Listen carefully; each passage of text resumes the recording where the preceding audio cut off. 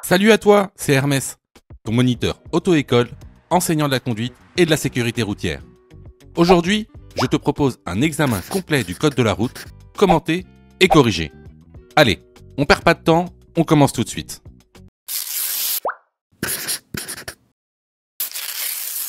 Question numéro 1. Le véhicule noir a la priorité sur le véhicule à sa droite. Oui, réponse A, non, réponse B. Le véhicule noir doit ralentir et placer le pied devant le frein. Oui, réponse C, non, réponse D.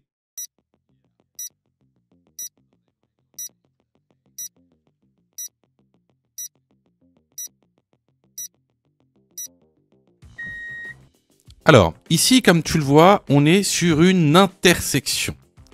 On est sur une intersection qui est gérée par une signalisation verticale. Ici, un stop.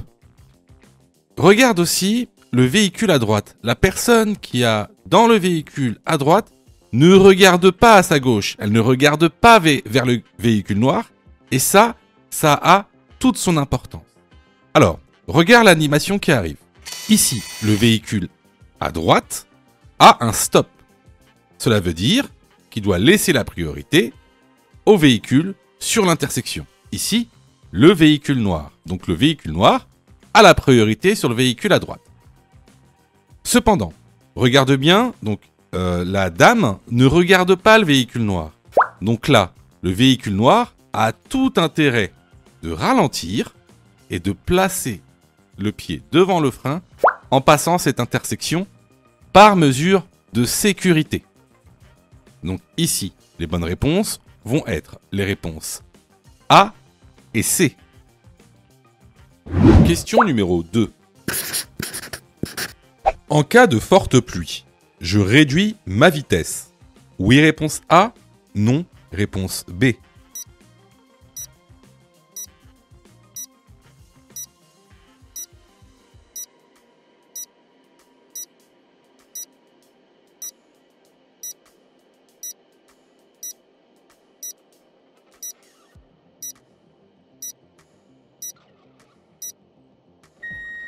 Alors effectivement, en cas de forte pluie, qu'est-ce qui va se passer ? L'adhérence du pneumatique va fortement diminuer. Ce qui va entraîner quoi ? Une baisse de la manœuvrabilité de la voiture. Donc une baisse du contrôle de la voiture. Donc ce que je fais, c'est que je réduis ma vitesse pour mieux manœuvrer mon véhicule. Donc ici, la bonne réponse est la réponse A. Question numéro 3. Ce camion transporte des substances dangereuses. Oui, réponse A. Non, réponse B.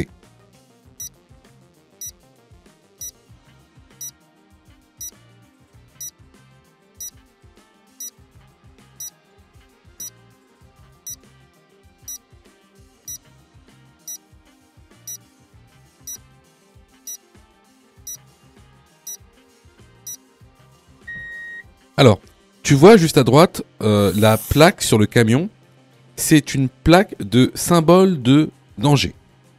Alors, il faut savoir que les véhicules qui transportent des substances dangereuses doivent avoir deux plaques. Alors, la première, c'est la plaque de code de danger. Alors, elle se présente comme ceci, c'est un petit carré orange, avec deux rectangles. Alors, le rectangle du haut indique le danger. Par exemple, danger d'explosion ou danger d'inflammabilité. Et en dessous, c'est le code de la matière. Par exemple, de l'essence, par exemple de l'hydrogène, par exemple de l'uranium. Ensuite, on a une deuxième plaque. Alors, cette deuxième plaque, elle s'appelle... c'est la plaque de symbole de danger. Donc, par exemple, si vous voyez ce document, c'est cette plaque de symbole de danger. Vous voyez, le numéro 1, par exemple, représente la classe 1. Par exemple, ça, c'est les matières explosives. La classe 2, ce sera les gaz. La classe 7, ce sera les matières radioactives. Alors, à savoir que les véhicules qui transportent donc des substances dangereuses ne peuvent pas mettre ces plaques n'importe où. Par exemple, là, comme le montre le petit dessin, donc la plaque donc, de symbole de danger et la plaque de code danger doivent être placées à l'arrière du véhicule.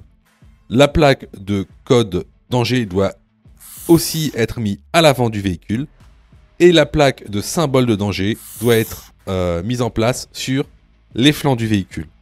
Bien sûr, leur nombre dépendra aussi de la longueur des véhicules. Mais ça devient beaucoup trop complexe. Pour l'instant, ces informations-là sont suffisantes pour vous. Donc ici, pour répondre à la question, est-ce que ce camion transporte des substances dangereuses ? La réponse est la réponse A. Question numéro 4.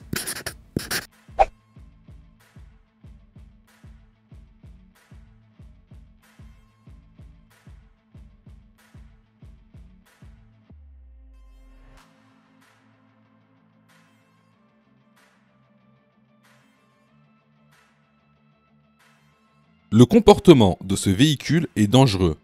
Oui, réponse A. Non, réponse B. Je le dépasse par la droite.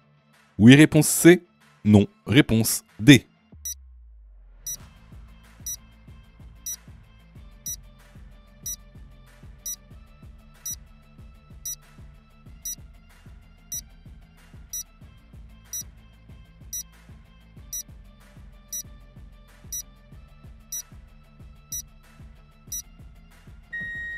Alors, est-ce que le comportement de ce véhicule est dangereux ?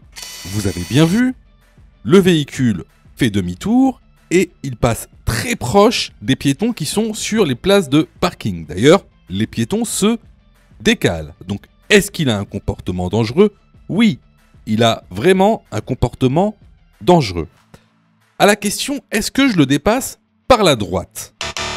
Il faut savoir qu'il est totalement interdit de dépasser par la droite, même en agglomération. Donc, les bonnes réponses ici vont être les réponses A et D. Question numéro 5. Dans cette situation, je suis réponse A, dans une issue de secours. Réponse B, dans une niche de sécurité.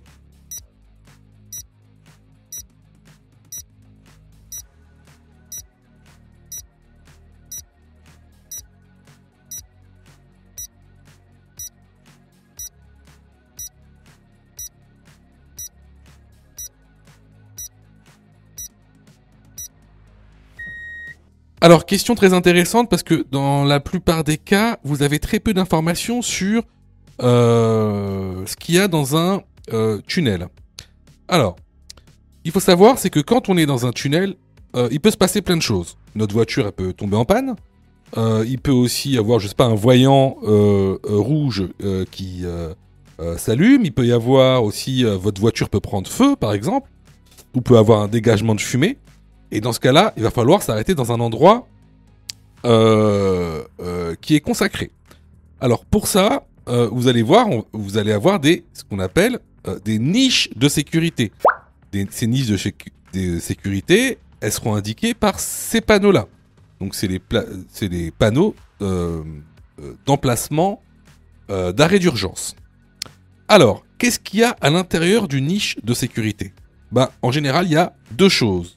Vous avez des extincteurs et vous avez un poste d'appel. Attention, c'est pas un poste téléphonique, c'est pas une cabine téléphonique, c'est un poste d'appel d'urgence. Hein ? Donc lorsque vous décrochez le téléphone, vous êtes directement mis en relation avec un agent de sécurité. Alors, ne pas confondre niche de sécurité et issue de secours.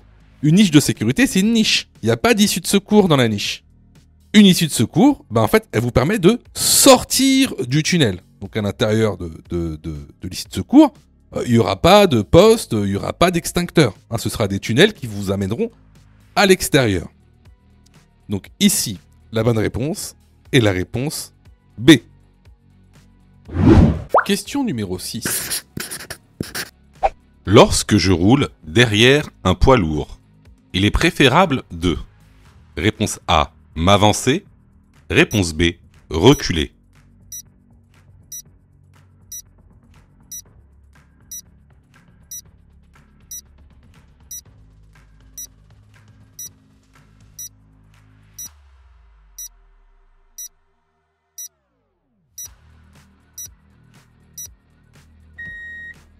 Alors, qu'est-ce qu'il est préférable de faire lorsqu'on roule derrière un poids lourd?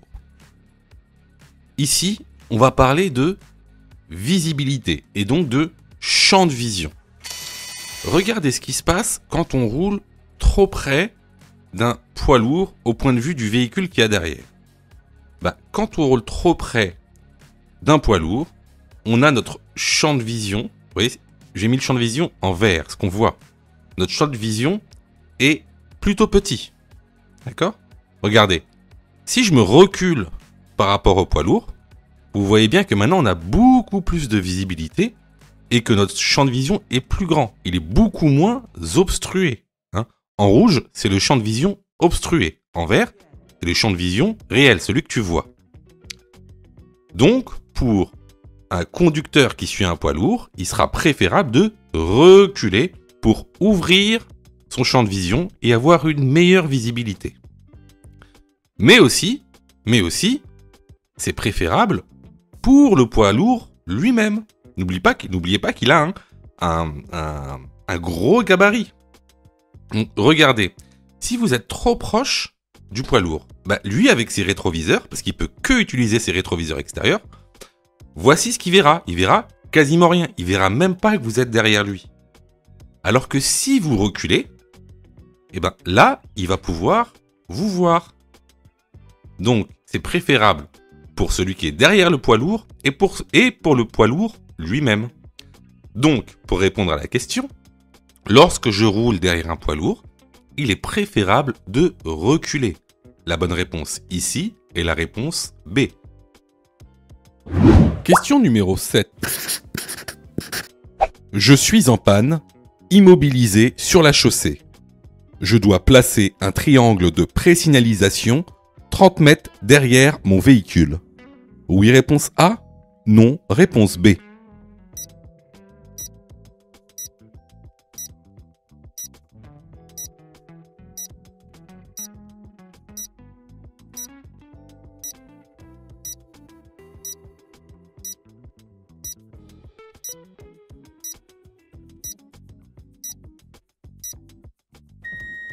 Alors effectivement, si tu es immobilisé sur la chaussée, soit parce que tu es en panne ou que tu as fait un accident, eh bien, il faudra que tu places un triangle de présignalisation 30 mètres derrière ton véhicule.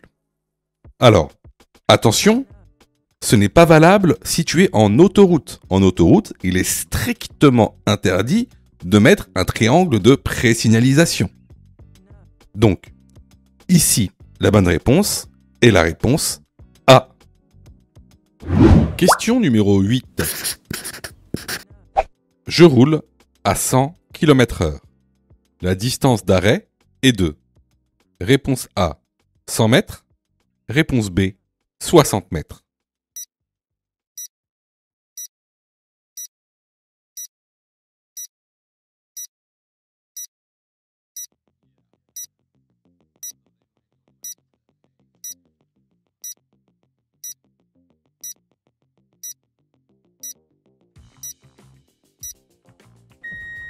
Alors, tu dois savoir une chose. Pour passer l'examen du code de la route, tu dois savoir calculer différents types de distances. Tu as la distance de sécurité, la distance parcourue pendant le temps de réaction, la distance d'arrêt sur sol mouillé et la distance de freinage. Donc, il faut absolument que tu saches les calculer, mais également qu'il y a certaines de ces distances que tu dois savoir estimer. Bon, on en revient à la question. Je roule à 100 km/h, quelle est la distance d'arrêt? Pour calculer la distance d'arrêt, c'est très simple. Tu prends le nombre des dizaines, ici 10, et tu le multiplies par lui-même. Donc 10 fois 10, 100. La distance d'arrêt à 100 km/h est de 100 mètres. La bonne réponse ici est la réponse A.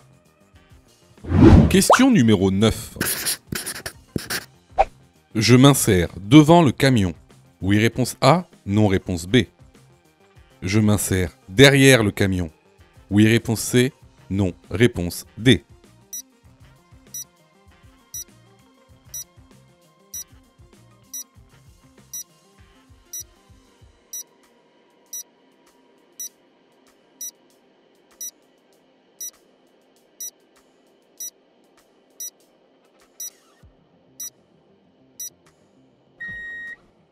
Alors ici, on est sur une voie d'accélération. Vous voyez bien qu'on a cédé le passage. Ici, le camion est devant moi et j'aurai pas le temps de pouvoir m'insérer devant lui. Là, on risque clairement l'accident, le choc. Donc ce que je fais, c'est que je laisse passer le camion et ensuite je m'insère derrière lui. Les bonnes réponses sont les réponses B et C. Question numéro 10. Le liquide AdBlue permet de réduire les émissions polluantes. Oui, réponse A. Non, réponse B.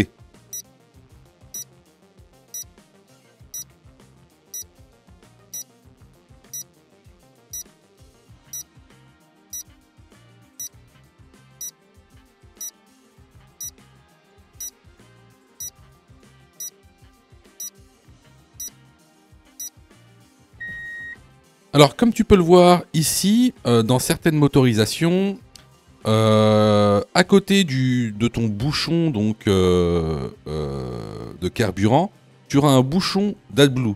Bah, L'AdBlue, c'est un liquide qui permet en fait de réduire les émissions polluantes. Donc, la bonne réponse ici est la réponse A. Question numéro 11. Je suis en période probatoire. Je dois équiper mon véhicule du disque A. Oui, réponse A. Non, réponse B.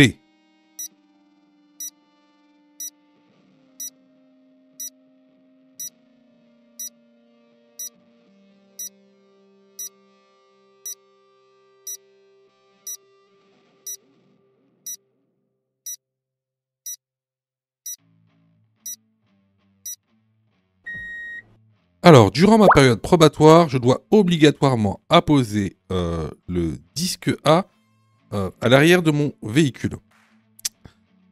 Si vous le faites pas, c'est une contravention de 2e classe et vous risquez une amende de 35 €.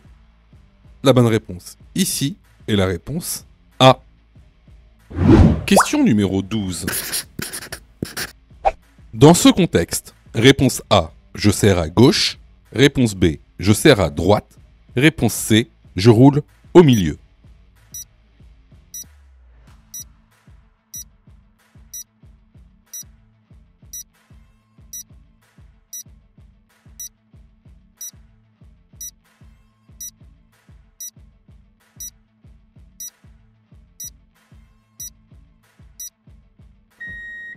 Alors regarde, dans cette situation, si on regarde le rétroviseur gauche, on voit un scooter qui essaye de nous dépasser.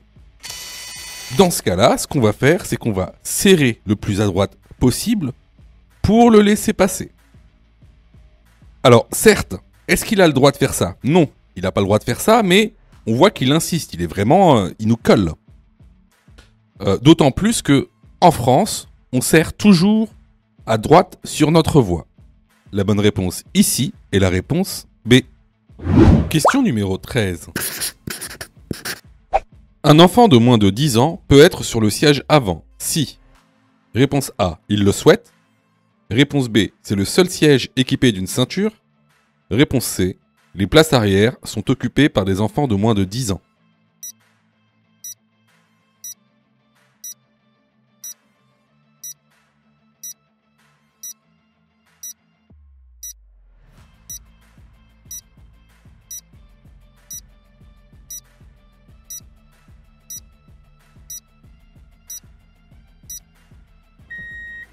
Alors effectivement ici, en fait là c'est une question aussi de cours.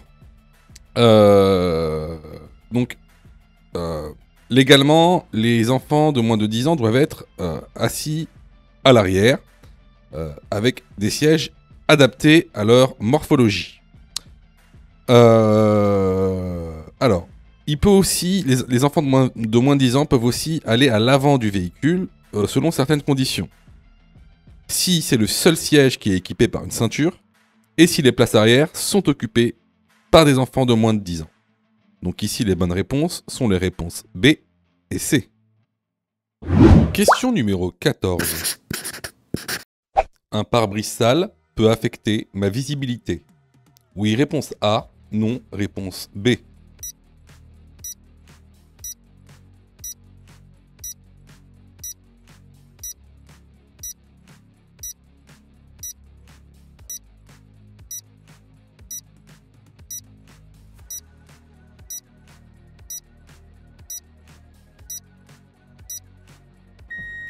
Alors bien sûr, un pare-brise sale, comme vous le voyez sur la photo, va automatiquement affecter votre visibilité. D'ailleurs, même un rétroviseur va affecter votre visibilité.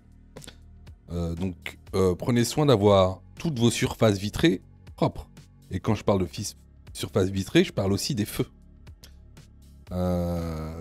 Sachez également que vous pouvez être verbalisé pour une surface vitrée sale. Donc la bonne réponse ici est la réponse A. Question numéro 15. Dans cette situation, réponse A, je ralentis. Réponse B, je maintiens l'allure.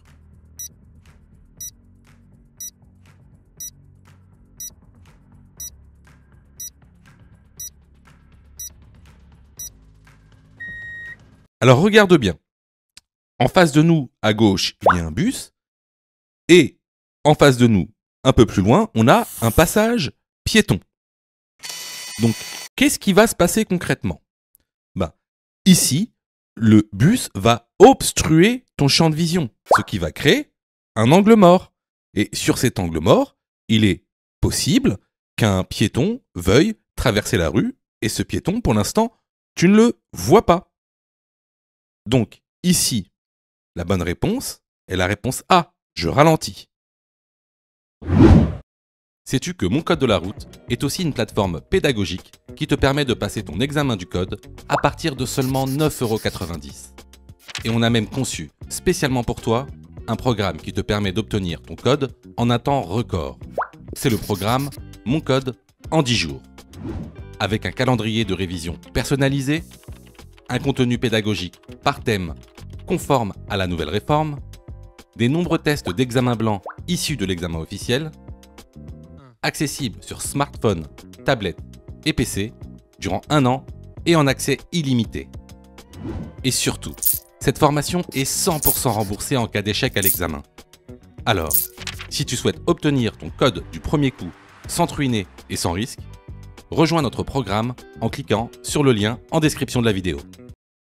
Pour ça, tu as juste à cliquer sur le lien en description et à choisir ta formule. Question numéro 16. L'utilisation du téléphone au volant multiplie par 3 le risque d'accident. Oui, réponse A, non, réponse B. Constitue une infraction. Oui, réponse C, non, réponse D.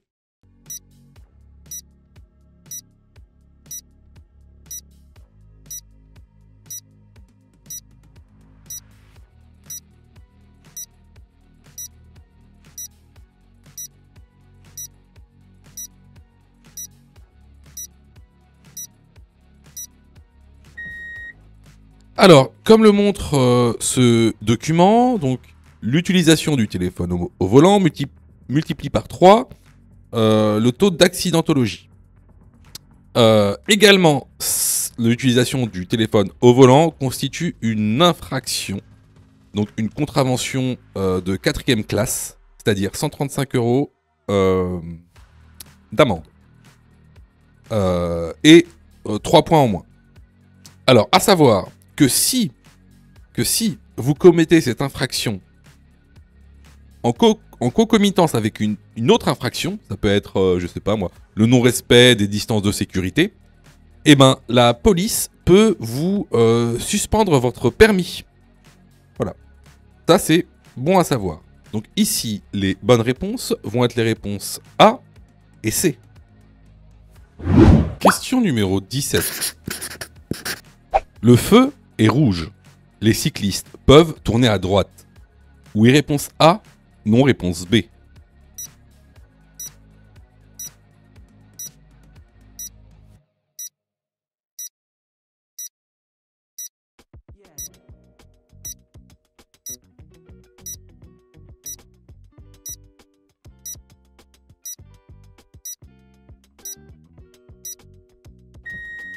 Alors, regarde juste ici, au-dessus du feu rouge, on a un panneau. Alors, ce panneau-là, il fait partie de ce qu'on appelle les panneaux à vélo. Alors, ces panneaux à vélo, il faut absolument que tu les connaisses pour passer ton code de la route. Alors, c'est quoi les panneaux à vélo ? tu as par exemple les accès interdits aux cyclistes, les obligations de pistes et de bandes cyclables, les indications de pistes et de bandes cyclables, les voies réservées aux bus autorisées aux cyclistes, les zones de rencontre, les doubles sens cyclables et les débouchés de vélo. Et enfin, tu as donc ce panneau qu'on appelle un céder le passage cycliste. Bon, on les appelle aussi tourne gauche, tourne droite, ça dépendra du moniteur que tu auras. Alors, si tu regardes bien, ce panneau, c'est quoi en fait? Bah, ce panneau, c'est un panneau céder le passage. Donc, ce panneau qui est réservé au vélo impose au vélo de céder le passage. Cependant, à l'intérieur, bah, on a un petit vélo avec une flèche de direction. Tout droit, à gauche, à droite. Alors, qu'est-ce que ça veut dire? Ça veut dire que même si le feu est rouge,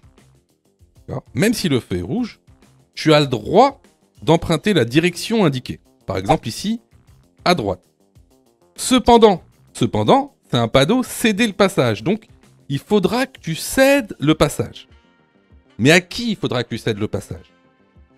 Alors, il faudra que tu cèdes le passage tout d'abord aux piétons et aussi aux véhicules motorisés que tu rencontreras. Par exemple, dans ce cas-là, si tu veux tourner à droite, il faudra tout d'abord laisser passer les piétons, s'il y en a, mais également les véhicules motorisés que tu rencontreras dans l'intersection. Donc, ici, est-ce que les cyclistes peuvent tourner à droite? La bonne réponse est la réponse A. Question numéro 18. En plaçant mon pied devant le frein, je réduis. Réponse A, la distance d'arrêt. Réponse B, la distance de freinage. Réponse C, la distance parcourue durant le temps de réaction.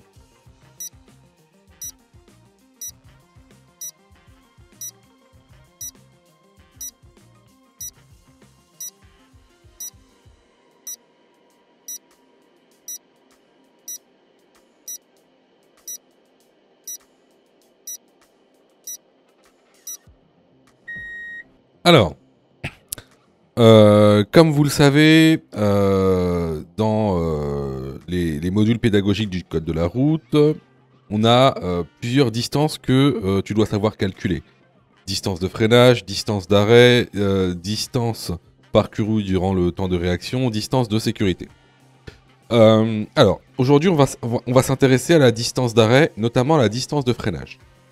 Alors, ce qu'il faut savoir, la distance d'arrêt, c'est quoi? Bah, la distance d'arrêt, c'est le temps parcouru durant le temps de réaction et durant le freinage. Donc, distance d'arrêt, c'est égal à distance parcourue pendant le temps de réaction plus la distance de freinage.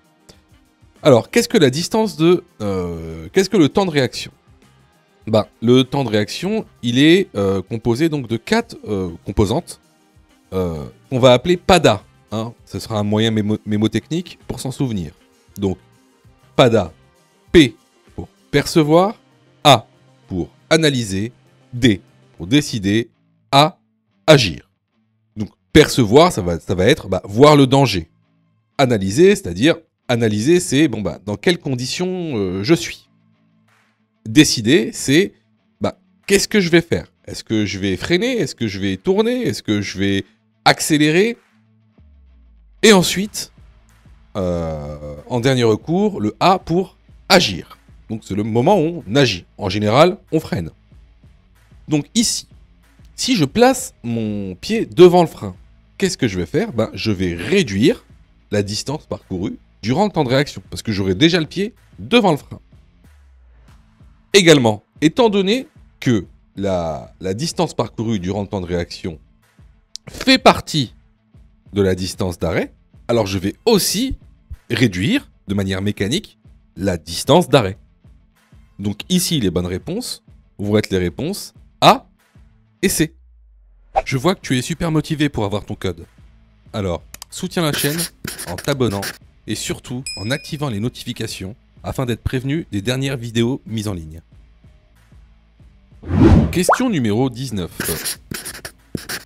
Pour limiter la pollution, il est préférable d'utiliser le covoiturage pour les longs trajets. Oui, réponse A. Non, réponse B.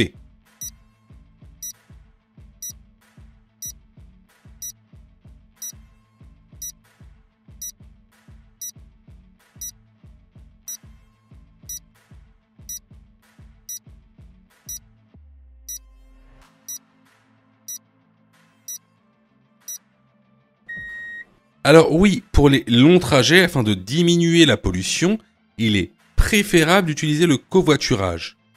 Alors, il est préférable d'utiliser le covoiturage, mais par rapport à quoi? En fait, la question induit qu'il est préférable d'utiliser le covoiturage par rapport à l'éco-partage.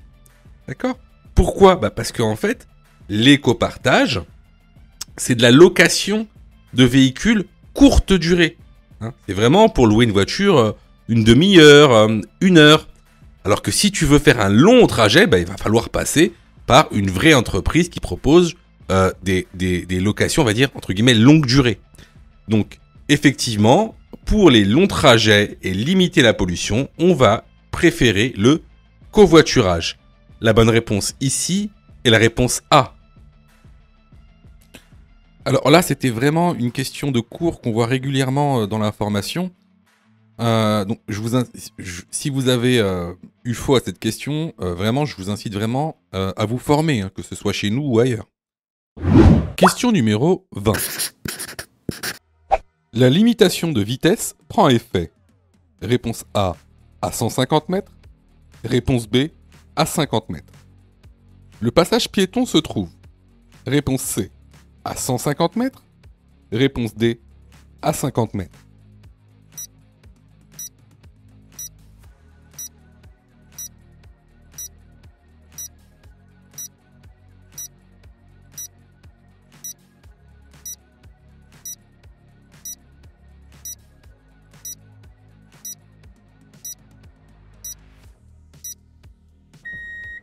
Alors, tu dois savoir que chaque catégorie de panneaux a ses propres débuts, fins et étendues de prescription.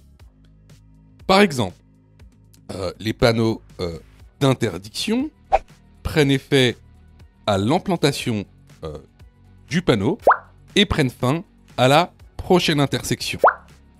Les panneaux de danger, quant à eux, sont ponctuels. Donc, ils annoncent un danger à 150 mètres hors agglomération et à 50 mètres en agglomération. Donc, ici, la limitation de vitesse ne prend effet ni à 150 mètres ni à 50 mètres. Elle prend effet à l'implantation du panneau. Quant au passage piéton, vu qu'on est en hors agglomération, il se trouvera à 150 mètres. Alors, pour tous ceux qui se sont dit, mais comment savoir si on est hors agglomération ou en agglomération?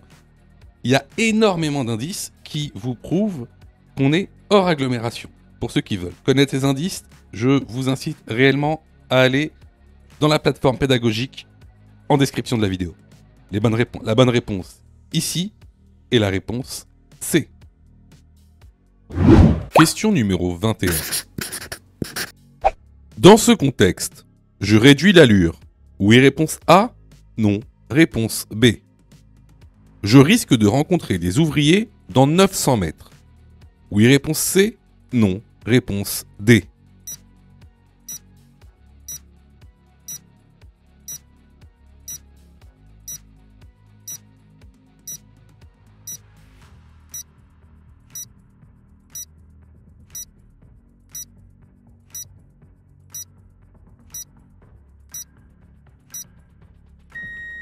Alors, regardez l'indication qu'il y a juste au-dessus.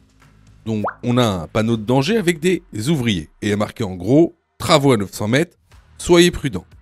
Donc, effectivement, ici, je vais réduire l'allure parce que je vais rencontrer des véhicules et des ouvriers de manière assez évidente, vu qu'il y a des travaux. Donc, ici, les bonnes réponses vont être les réponses A et C. Question numéro 22. La distance d'arrêt d'un tramway est plus grande que celle d'une voiture roulant à la même vitesse. Oui, réponse A. Non, réponse B.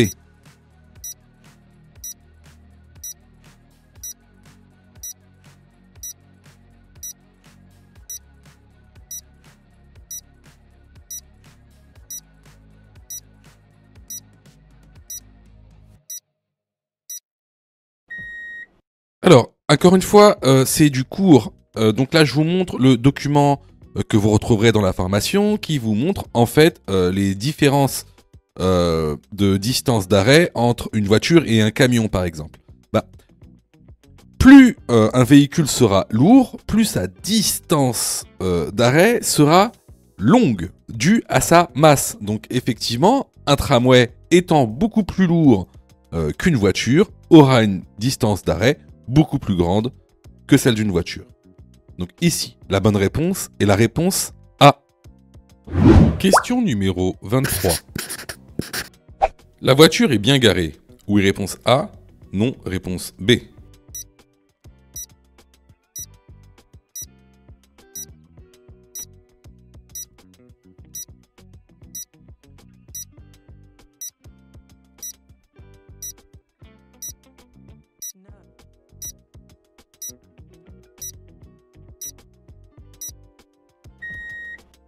Alors, ici, on voit une voiture qui est garée à cheval sur le trottoir et sur une place de parking. Alors, sachez que se garer sur un trottoir, c'est ce qu'on appelle un stationnement très gênant. Donc, c'est une infraction de classe 4, 135 € d'amende. La bonne réponse ici est la réponse B. Question numéro 24. Le témoin d'usure renseigne sur l'état du pneu. Oui, réponse A. Non, réponse B.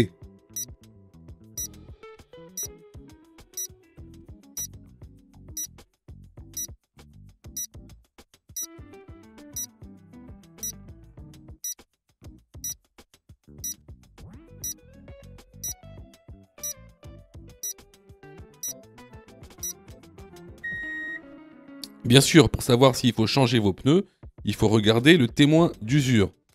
De manière réglementaire, il faut une distance, il faut un écart minimal de 1,6 mm entre votre bande de roulement et le témoin d'usure. Alors, 1,6 mm, c'est dur à sentir avec le doigt. Donc en gros, si vous passez le doigt sur la bande de roulement et le témoin d'usure et que vous ne sentez rien, ben, c'est qu'en fait, il faut changer votre roue. Voilà. Et donc ici, la bonne réponse est la réponse A. Question numéro 25. Le réglage des rétroviseurs peut modifier les angles morts. Oui, réponse A. Non, réponse B.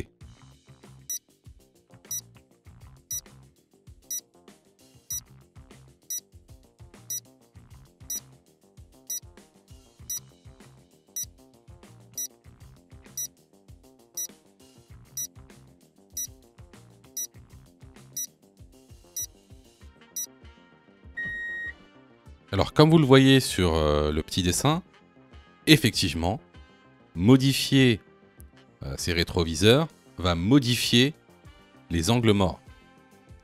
Donc, la bonne réponse est la réponse A.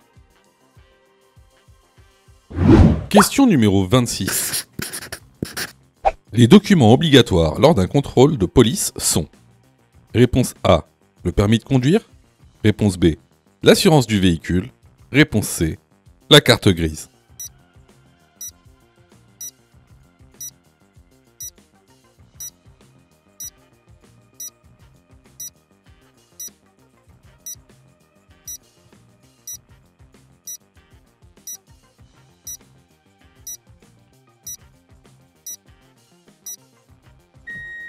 Alors, les documents obligatoires lors d'un contrôle de police sont: le permis de conduire, la carte grise et la preuve du contrôle technique. Ça peut être tout simplement le timbre collé sur sur la carte grise. Mais vous n'êtes pas obligé de montrer votre contrôle technique. Sachez que l'assurance n'est plus obligatoire à bord d'un véhicule, tout simplement parce que maintenant ils ont un fichier. Donc c'est le fichier FVA, le fichier des véhicules assurés, et donc ils peuvent vérifier par eux-mêmes avec le numéro d'immatriculation si vous êtes assuré ou non. Donc ici, les bonnes réponses sont les réponses A et C. Alors clairement ici c'était une question basique, une notion de cours basique. Donc si tu as eu faux à cette question, je t'encourage vivement à aller te former sur notre plateforme de formation ou ailleurs. Alors surtout ne te dis pas ah ben c'est pas grave, les examens blancs vont justement m'aider à apprendre le code. Faux. Les examens blancs ne servent pas à apprendre le code. Les examens blancs servent à tester si tu as, oui ou non, assimilé le contenu pédagogique.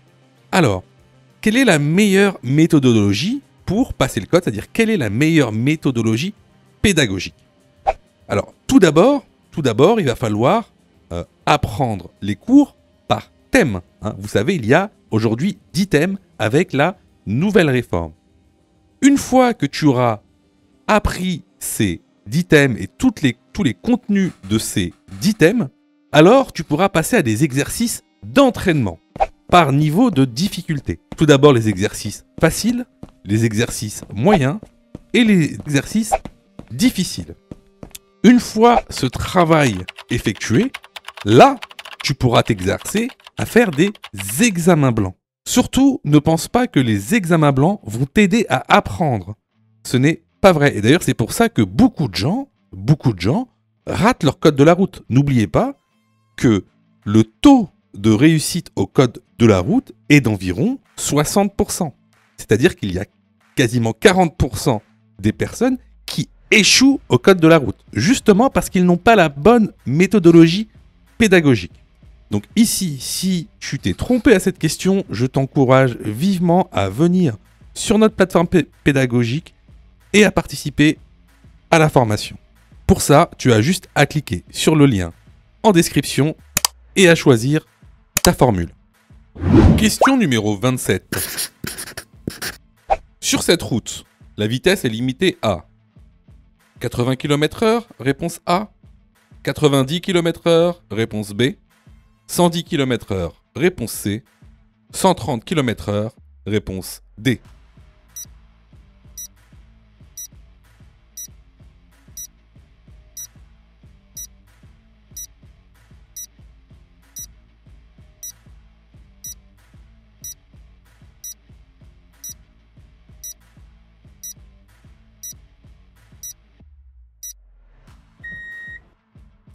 Alors là, c'est vraiment une question de cours. Donc si vous avez fait une erreur sur cette question, je vous incite vivement à aller dans l'information que vous trouverez en lien dans la description. Sur ce, alors déjà je vais vous montrer le document qui montre en fait les vitesses maximales autorisées selon les conditions atmosphériques, selon que vous soyez en probatoire ou non, la visibilité et selon le type de route. Alors, ce qui va surtout nous intéresser, c'est pas les données qu'il y a dans le tableau. C'est déjà de savoir sur quelle route on est. D'accord?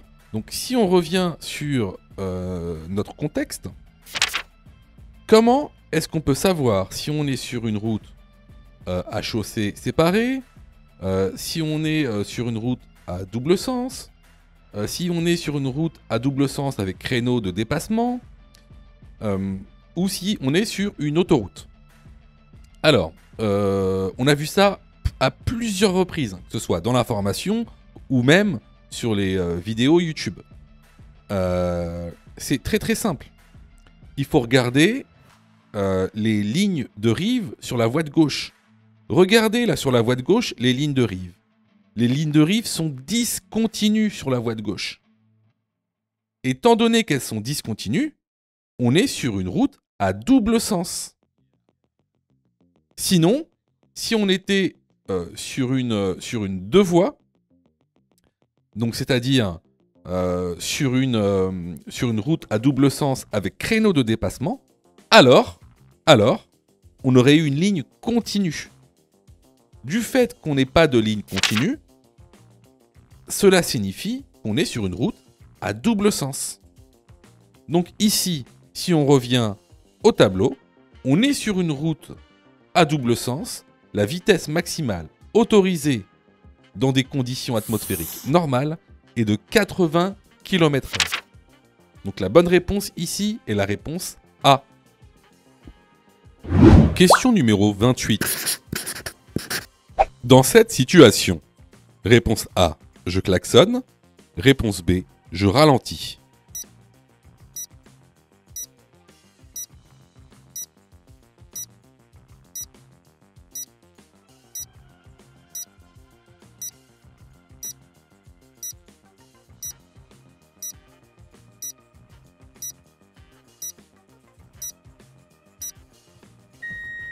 Alors ici, on est en agglomération, juste devant un passage piéton.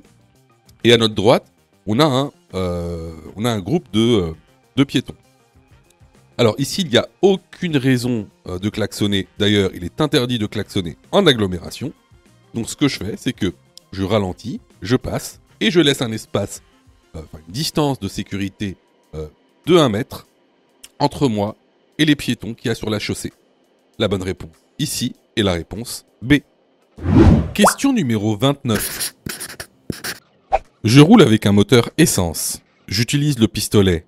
Réponse A, vert. Réponse B, orange. Réponse C, jaune.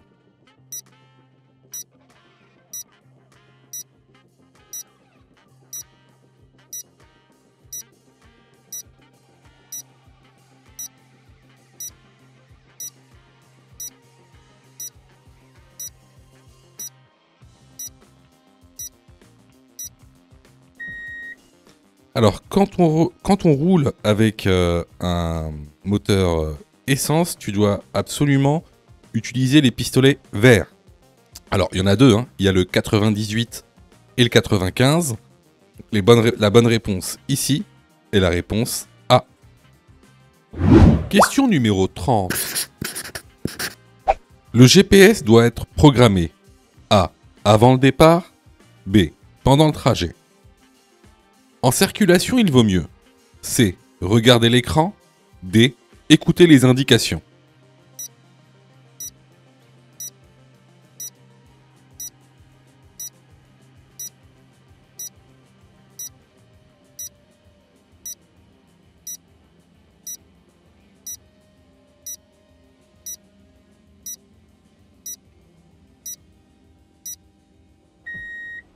Alors, bien sûr, le GPS doit être programmé avant le départ. Pareil, en circulation, vaut mieux écouter les indications plutôt que de regarder l'écran. Tout simplement parce que ça va diminuer votre vigilance. Vous n'aurez plus le regard porté sur la route.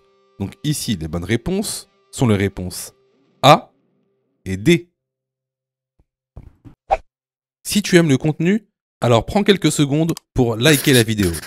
C'est très important. Cela nous permet d'être mieux référencés et donc de te présenter encore plus de vidéos pour que tu puisses obtenir ton code le plus rapidement possible. Question numéro 31. Je ralentis. Oui, réponse A. Non, réponse B.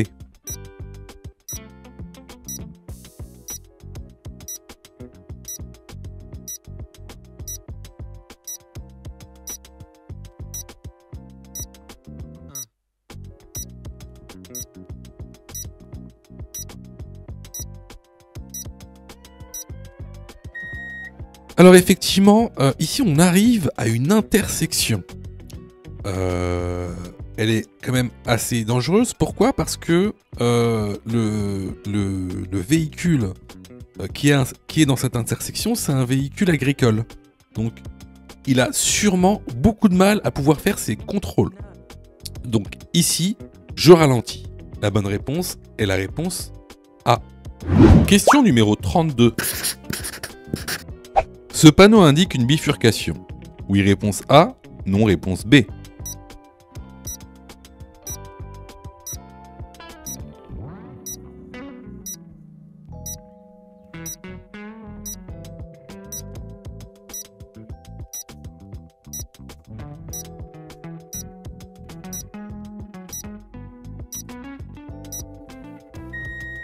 Alors là, c'est une question très facile qu'on a vu plusieurs fois dans les tests YouTube. Donc effectivement, ici, on est sur une bifurcation. Donc la bonne réponse ici est la réponse A. Question numéro 33. Ces véhicules sont bien stationnés. Oui, réponse A. Non, réponse B.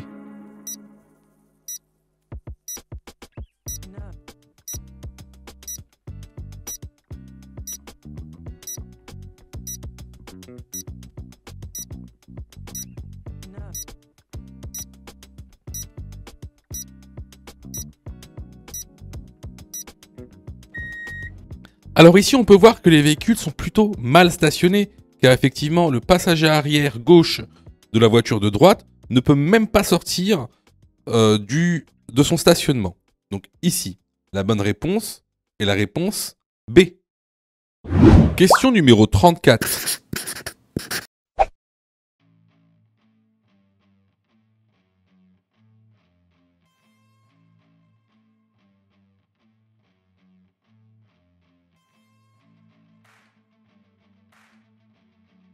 Ce véhicule s'engage sur la route principale. Il bénéficie de la priorité à droite sur les véhicules venant de sa gauche. Oui, réponse A. Non, réponse B. Il doit marquer l'arrêt avant de s'engager. Oui, réponse C. Non, réponse D.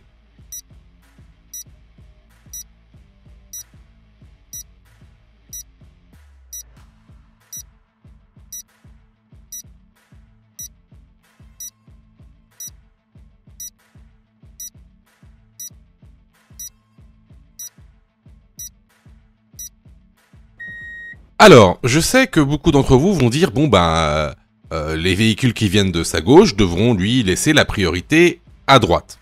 Alors, oui, mais ça c'est quand t'es dans une route normale. Là, il sort d'un chemin de terre. Quand un véhicule sort d'un chemin de terre, il ne bénéficie pas de la priorité de passage. C'est-à-dire, il ne bénéficie ni de la priorité à droite, ni de la priorité à gauche, ni aucune priorité. Aussi, ici, il n'est pas obligé de s'arrêter avant de s'engager sur la route. S'il n'y a personne sur la route, il peut s'engager sans s'arrêter. Par contre, il devra céder le passage aux véhicules qu'il y a sur la route, s'il y en a. Donc ici, les bonnes réponses vont être les réponses B et D.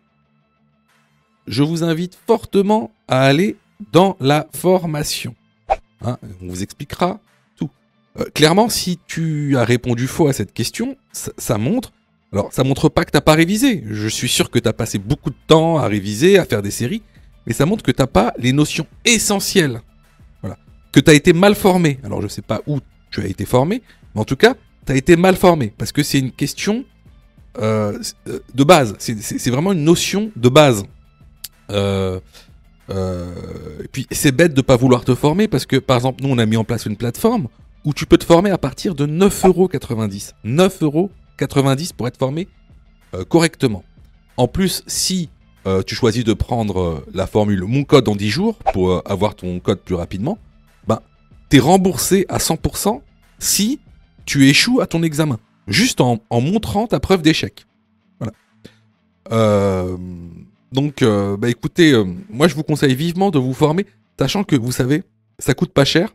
Et en plus, si vous n'êtes pas prêt à mettre 9 € ou 40 € pour vous former correctement au code de la route, sachez que juste après, c'est le permis de conduire, c'est la conduite. C'est-à-dire que le permis de conduire coûte en moyenne 2000 € à peu près. C'est 37 heures en moyenne d'heures de conduite pour obtenir son permis en France. À peu près 2000 €, quoi, un peu moins. C'est 1800 €. Donc, si t'as pas 40 € ou 10 € pour te former au code de la route, ça va être compliqué de passer ta conduite et donc ton permis de conduire. Parce que là, ce sera 2000 €. Donc voilà, Écoutez, on passe à la prochaine question. Question numéro 35. Certains médicaments ont les mêmes effets que l'alcool. Oui, réponse A. Non, réponse B.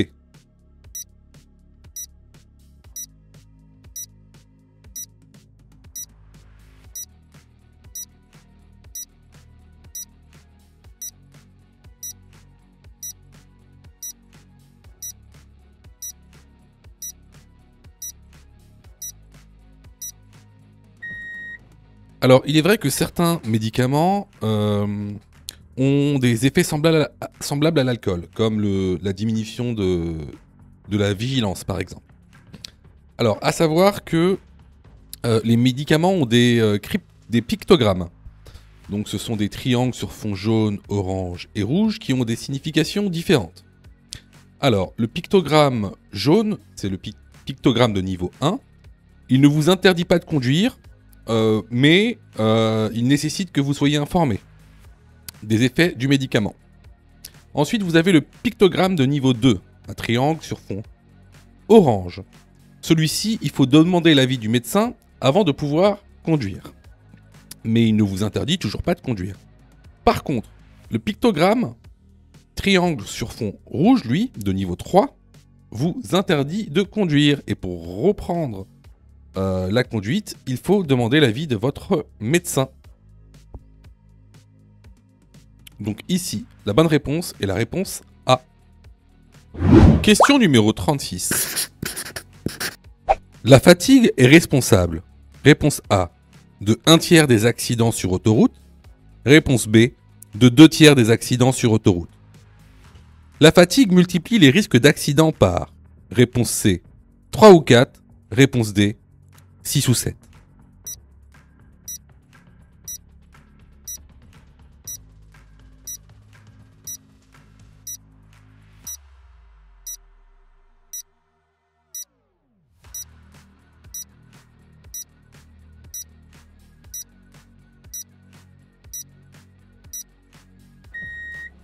Bah, là, c'est vraiment une question, vous savez ou vous savez pas, quoi. Donc ici, je vous mets effectivement le document que vous retrouverez dans la formation.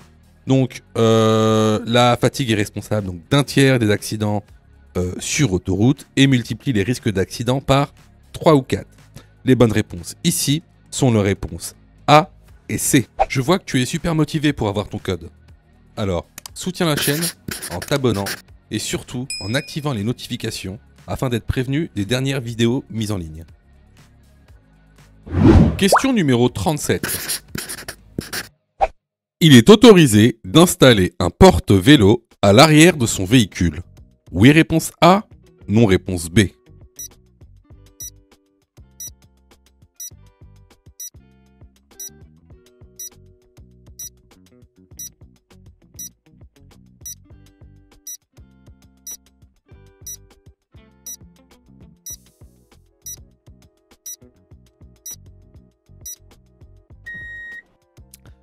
Alors, effectivement, tu peux utiliser un porte-vélo pour transporter tes vélos.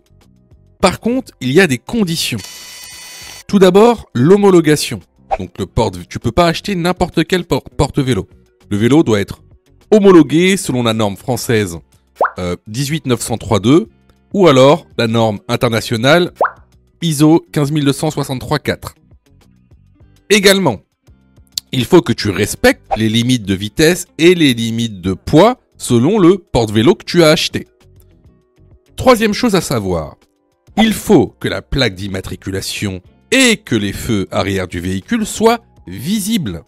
S'ils ne sont pas visibles, alors il faut que le porte-vélo reporte les feux et la plaque de manière à ce qu'elles soient visibles, comme ici sur l'image. Donc, pour répondre à la question, est-ce qu'il est autorisé d'installer un porte-vélo à l'arrière de son véhicule? La bonne réponse est la réponse A. Question numéro 38. Lorsque je m'installe, je règle dans l'ordre. Réponse A, siège, rétroviseur, ceinture. Réponse B, ceinture, rétroviseur, siège.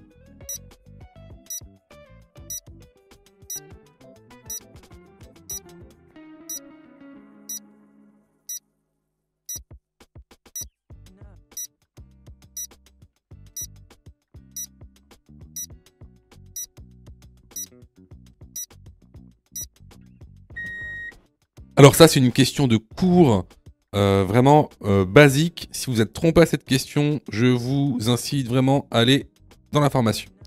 Donc, lorsqu'on s'installe, on règle d'abord le siège, ensuite le rétroviseur, et après, la ceinture. La bonne réponse ici est la réponse A. Question numéro 39. Il est conseillé d'augmenter les distances de sécurité. Réponse A, seulement la nuit. Réponse B, lorsque la visibilité est réduite. Réponse C, lorsque l'adhérence est réduite.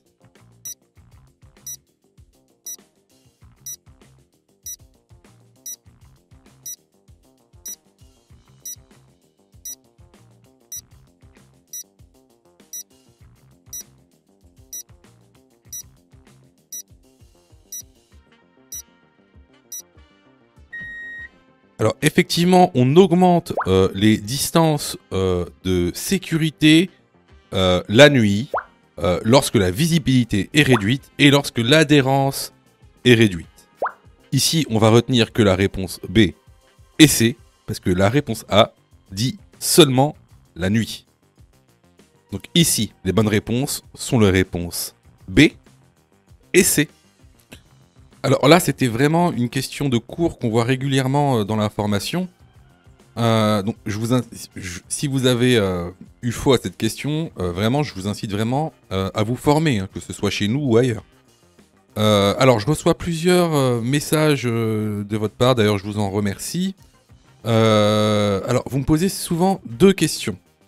Alors, la première, c'est quand est-ce que je suis prêt pour passer mon code ? Et la deuxième, c'est est-ce que je dois suivre la formation ? Alors, tout d'abord, on va répondre à la première question. Quand est-ce que tu es prêt pour passer ton code ? C'est très simple. Si tu fais moins de 5 fautes sur les 5 dernières séries d'examens blancs que tu as fait, alors tu es prêt à passer le code de la route. Donc attention, hein, ça veut dire qu'il faut que sur les 5 dernières séries que tu as faites, de manière consécutive, il n'y a pas une seule série où tu as fait plus de 5 fautes. Donc si tu as fait plus de 5 fautes à une seule série, il faut que tu continues à faire des examens blancs. La deuxième question. Est-ce que il serait mieux pour moi de prendre une formation ? Alors, là, c'est pareil. Si tu fais 8 fautes ou plus sur les 5 dernières séries d'examens blancs que tu as faites, alors il est vivement conseillé de te former. Ça veut tout simplement dire que il te manque certaines notions essentielles. Ça veut pas dire que tu connais pas ton cours, ça veut dire qu'il te manque des notions essentielles pour pouvoir progresser. Et clairement, c'est pas en faisant des examens blancs que tu vas progresser, tu vas même plutôt stagner. Voilà. Donc si tu as fait 8 fautes ou plus sur l'une des 5 dernières séries que tu as faites, je te conseille vivement de te former. Surtout que on a mis en place donc une plateforme pédagogique qui répond vraiment à tous vos besoins. On a fait en sorte que tout le monde puisse se former au code de la route. Vous avez la formule standard, par exemple, qui est à 19,90 € par an. Donc vous payez une fois 19,90 € et vous avez le droit à toute la plateforme pendant 1 an en illimité, avec tous les cours, tous les 10 thèmes, plus de 1200 questions issues de l'examen officiel, commentées et corrigées. Vous avez pour ceux par exemple qui veulent passer leur code rapidement, la formule à mon code en 10 jours, pour passer son code en 10 jours, qui est à 39,90 € par an, en illimité. Et en plus, si vous ratez votre code, eh ben vous êtes 100% remboursé, seulement en envoyant votre preuve d'échec. Sinon, pour ceux qui le souhaitent, vous avez la plus petite formule, la formule basique, qui est à 9,90 € par semaine. Celle-ci, c'est une formule qui est hebdomadaire, qui en général est réservée à ceux qui ont déjà passé leur code et qui ont échoué. C'est une sorte de remise à niveau. Donc, vraiment, il y en a pour tous les besoins. et il y en a aussi pour tous les prix. Et c'est vraiment pas cher. Ce serait bête de rater son code alors que vous auriez pu vous former pour 9,90 €. Allez, on reprend la série. Question numéro 40. Le véhicule à droite sort d'une voie privée. Réponse A. Ce véhicule est prioritaire. Il bénéficie de la priorité à droite. Réponse B. Ce véhicule n'est pas prioritaire. Il doit céder la priorité aux véhicules sur la route.